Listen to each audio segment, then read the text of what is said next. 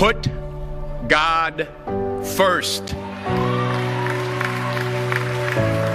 Put God first in everything you do. Everything that you think you see in me, everything that I've accomplished, everything that you think I have, and I have a few things, everything that I have is by the grace of God. Understand that. It's a gift. 40 years ago, March 27th, 1975, it was 40 years ago, just this past March, I was flunking out of college. I had a 1.7 grade point average. I hope none of you can relate. I had a 1.7 grade point average. I was sitting in my mother's beauty shop. They still call it beauty shops now? What they call it now? Yeah, I was sitting in the beauty parlor. I was sitting in my mother's beauty parlor, and I'm looking in the mirror, and I see behind me this woman under the dryer. And every time she looked up, every time I looked up, she was looking at me, just looking me in the eye. And I didn't know who she was, and I said, she said, somebody give me a pen, give me a pencil, I have a prophecy. March 27, 1975, she said, boy, you are going to travel the world and speak to millions of people. Now, mind you, I was flunked out of college. I'm thinking about joining the army. I didn't know what I was going to do, and she's telling me I'm going to travel the world and speak to millions of people. Well, I have traveled the world, and I have spoke to millions of people. But that's not the most important thing, the success that I had. The most important thing is that what she taught me and what she told me that day has stayed with me since. I've been protected. I've been directed. I've been corrected. I've kept God in my life, and it's kept me humble. I didn't always stick with him, but he always stuck with me. So stick with him in everything you do. If you think you want to do what you think I've done, then do what I've done and stick with God. Number 2, fail big. That's right. Fail big. Today's the beginning of the rest of your life, and it can be very frightening. It's a new world out there. It's a mean world out there, and you only live once. So do what you feel passionate about. Take chances professionally. Don't be afraid to fail. There's an old IQ test, was 9 dots, and you had to draw 5 lines with a pencil within these 9 dots without lifting the pencil. The only way to do it was to go outside the box. So don't be afraid to go outside the box. Don't be afraid to think outside the box. Don't be afraid to fail big, to dream big. But remember, dreams without goals are just dreams, and they ultimately fuel disappointment. So have dreams, but have goals. Life goals, yearly goals, monthly goals, daily goals. I try to give myself a goal every day.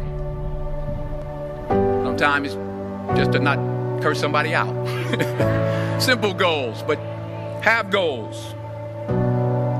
And understand that to achieve these goals, you must apply discipline and consistency. In order to achieve your goals, you must apply discipline, which you have already done, and consistency every day, not just on Tuesday and miss a few days. You have to work at it every day. You have to plan every day. You've heard the saying, we don't plan to fail, we fail to plan. Hard work works. Working really hard is what successful people do. And in this text, tweet, twerk world that you've grown up in, remember, just because you're doing a lot more doesn't mean you're getting a lot more done.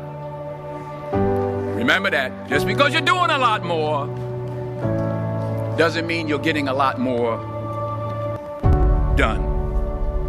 Don't confuse movement with progress. My mother told me, she said, yeah, because you can run in place all the time and never get anywhere. So continue to strive, continue to have goals, continue to progress. Number 3,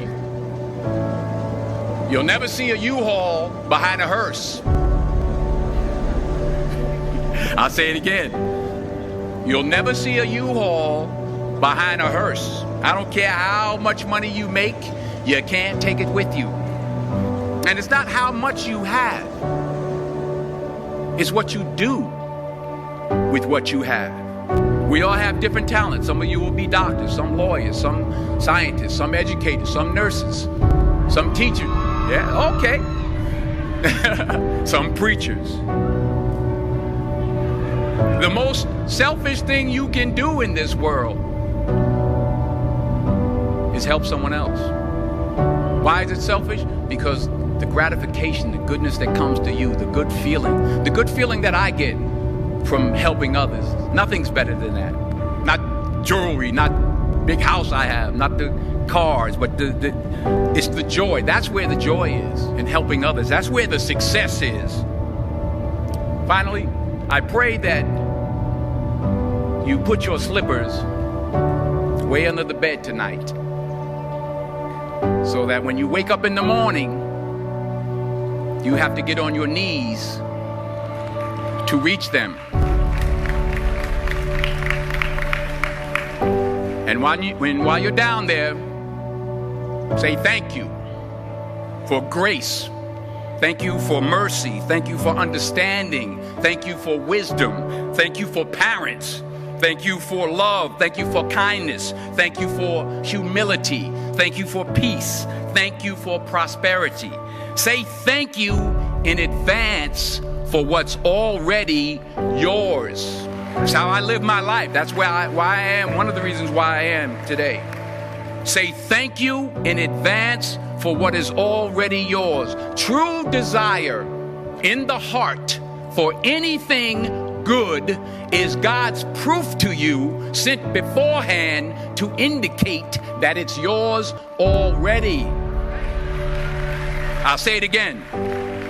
True desire in the heart, that itch that you have, whatever it is you want to do, that thing that you want to do to help others and to grow and to make money, that desire, that itch, that's God's proof to you, sent beforehand already to indicate that it's yours.